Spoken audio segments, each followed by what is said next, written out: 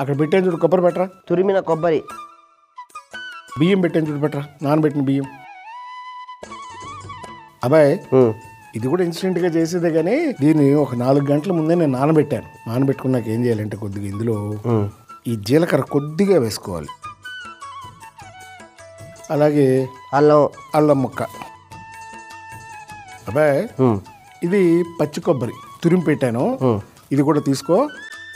అలాగే బియ్యం తీసుకో, నానబెట్టిన బియ్యం తీసుకెళ్ళి చక్కగా దోసల పిండి తెలుసు కదా నీకు, దోసల పిండి లాగా రుబ్బుకొని వచ్చేసాయి. ఓకే, త్వరగా వచ్చాయా. Very good boy. రాగానే దాదా తెచ్చేసా దోశల పిండి. జరుగు. దాంట్లో 1 స్పూను ఉప్పేసి కొంచెం కలిపేసుకో. పెనం కాలిందేమో చూడు ముందు. పెనం వేడెక్కాక కొద్దిగా నూనె వేసుకుని ఈ దోశలు ఎలా వేసుకోవాలంటే, కొబ్బరి దోశలు పలచగా వేసుకుంటే రావు, అందుకని కొంచెం ఊతప్పం వేసుకుంటాం చూడు, సైజు కూడా అదే సైజులో ఊతప్పం వేసుకున్నట్టు వేసుకోవాలి. పెనం కాయితే కొద్దిగా నూనె వేసుకో. దాంట్లో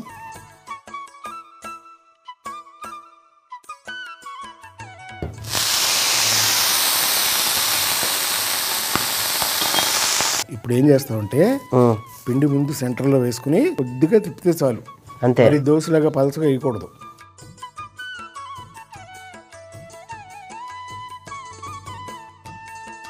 ఇప్పుడు దాని మీద మూత పెట్టేసి ఆ డిప్ప,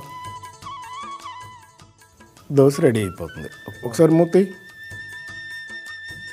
కొద్దిగా చుట్టూ నూనె వేసుకో కొద్దిగా. ఇప్పుడు ఒకసారి అట్లగడ తీసుకుని అట్లగడతో తిప్పు. ఇది మామూలు దోశలాగా ఎర్రగా రాదు, ఎందుకంటే ఉట్టి బియ్య పిండే కదా వేసాము దీంట్లో, అందుకని కొంచెం అలాగే ఉంటుంది, తెల్లగానే ఉంటుంది.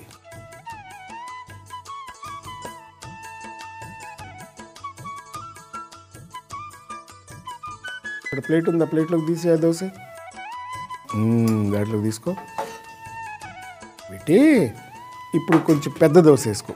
నూనె వేసి కాస్త నీళ్ళు చిలకరించు.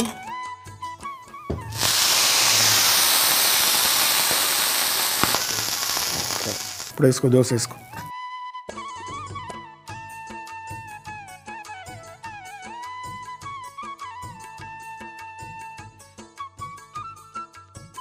మిగతా దోశలు కూడా అలాగే వేసాయి. ఇప్పుడు అర్థమైంది కదా నీకు? వేసేస్తా నీకు.